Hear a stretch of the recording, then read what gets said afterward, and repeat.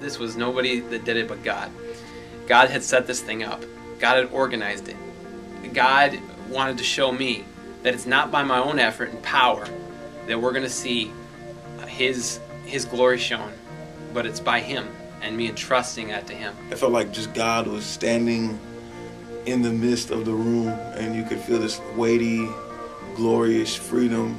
It was hopeful because I knew it was the start of chains being broken and seeds being planted. We were told to just make eye contact and be genuine and just make these people really know that we really care and it's not just a charity event. It was a privilege, the idea that, oh, we get to do this. You realize that when you're serving the poor, you're serving Jesus. This is part of God's heart, being able to reach the people who in our society have become like the lepers in the time of Jesus. They're the untouchables, they're the ones that at best we ignore.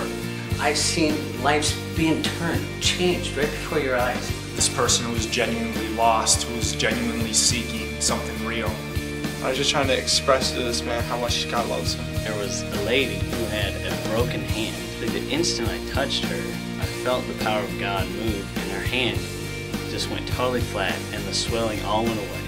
So Rebecca came over and washed her feet, and I was there praying, standing by. But she looked at Rebecca and said, you know, I would like to have my feet washed, but what I really need is to have my heart washed. And when she said that, the tears began to flow. And as soon as his feet went into the water and I started to wash his feet, I just felt the power of God's love come upon me.